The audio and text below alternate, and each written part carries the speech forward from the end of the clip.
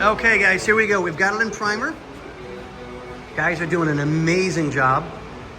So they haven't had the chance to get to the bodywork as of yet on the other side. We'll show you guys that in just a second.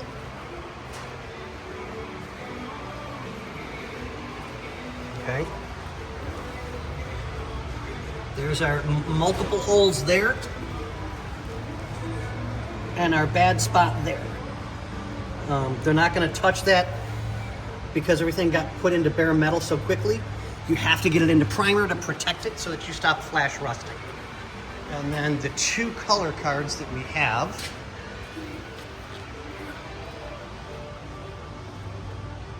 There's this one, and that's that code.